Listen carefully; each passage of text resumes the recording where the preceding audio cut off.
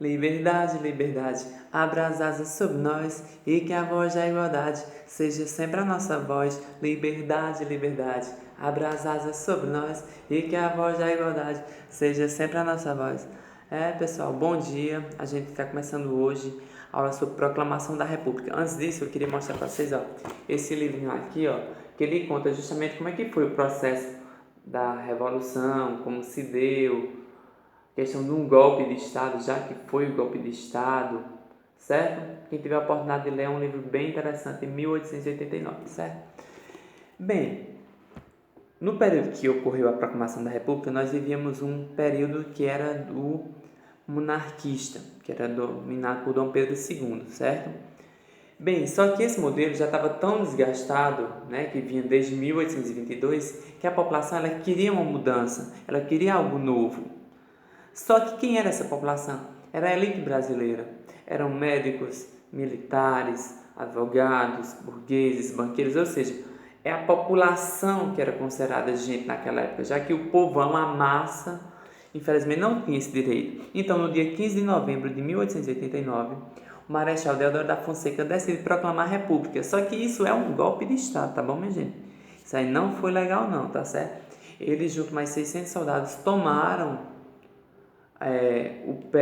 o quartel onde estavam os soldados, que eram, no caso, do lado de Dom Pedro II, e decidiram eles mesmos proclamarem a República no Brasil. Junto com a posse de Deodoro da Fonseca, mais alguns ministérios foram criados, que eram pessoas que iriam governar juntamente com ele. Aí surgiu o Ministério da Agricultura, da Justiça, da Guerra, das Finanças, da Marinha, das Relações Exteriores e também do Interior. Eram pessoas que iriam governar juntamente com ele. E no meio disso tudo estava aí a população que assistiu a tudo, felizmente, sem poder participar de nada. Tem um livro que é Os Bestializados e a República que Não Foi. Quem tiver a oportunidade de ler depois esse livro, ele é bem interessante, tá certo? Que ele mostra justamente como é que a população não pôde participar de nada, né, na verdade. Bem, após a posse desses ministros, do então presidente, alguns atos foram criados. Entre eles, a separação da Igreja e do Estado, certo? Eles agora eram instituições completamente diferentes, não tinham mais ligação entre eles. Tem a liberdade de culto para que as pessoas que têm outra religião, né, possam se expressar livremente, e a criação de registros civis, que no caso é o óbito, nascimento e também a certidão de casamento. Outros atos reformistas também foram criados, no caso, autonomia para estados e municípios, a divisão de 3 poderes, regime presidencialista, que ocorreria de 4 em 4 anos.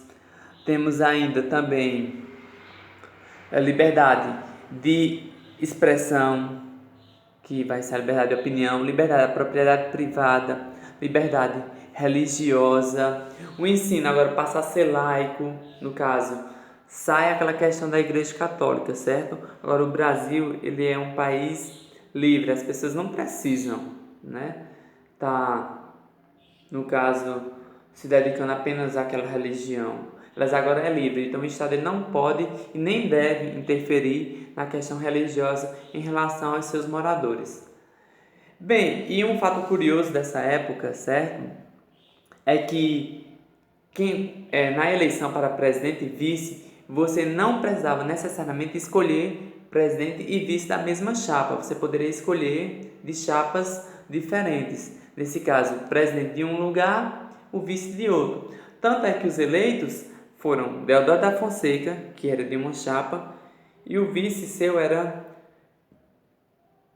no caso, Floriano Peixoto. Desculpa aí, gente, que ele é um pequeno branco.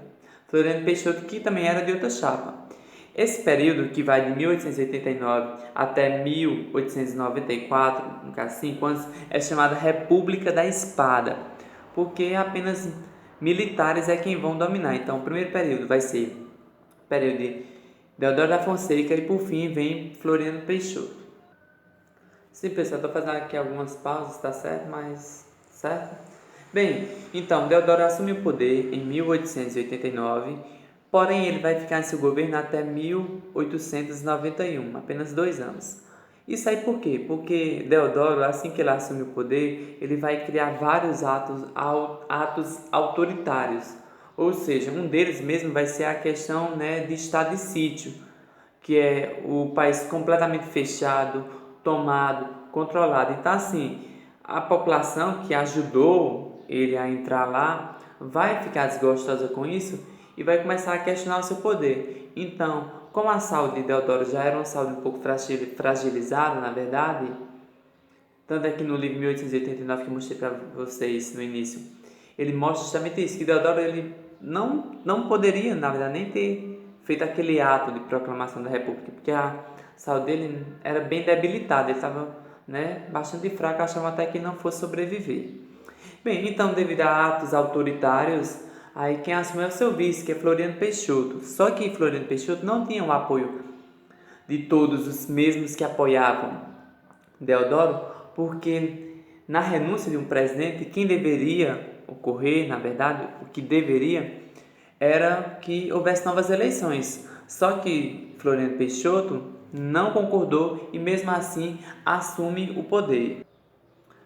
Bem, quando ele assumiu o poder, com o apoio do Congresso, que é quem vai apoiá-lo, na verdade, vai ser um período bem mais violento, porque ele vai recorrer ao estado de sítio 2 vezes, ou seja, para controlar e mostrar que ele conseguia dominar com mãos de ferro também. Ele vai reprimir as manifestações com muito rigor e bastante violência. Então vai ser um período onde os direitos meio que não vão existir, certo? Acabando a República da Espada, a gente vai começar com o governo das oligarquias. O que eram oligarquias?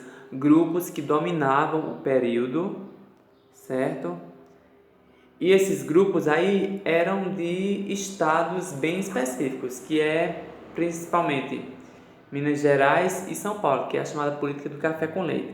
O primeiro presidente dessa época será no caso, civil e também liberal, Prudente de Moraes, né, que é o primeiro que vai ser, no caso, presidente civil. Bem, o governo dele vai ser um governo, como eu estou dizendo, né, já civil, dando maiores liberdades, porém o que vai ser questionado em seu governo vai ser a terceira derrota do Arraial de Canudos, onde a tropa do exército ela acabou sendo praticamente mutilada, esquecida, e aí as pessoas vão começar a questionar mais ainda seu governo. Tanto é que ele fica, né, de 1894 até 1897. O próximo presidente aí foi Campos Salles, que governou de 1898 até 1902. Bem, em seu período ele fortaleceu a política dos governadores, que no caso eram políticos, na verdade, que se comprometiam a ajudar o presidente em suas ascensões, no caso, no que eles queriam.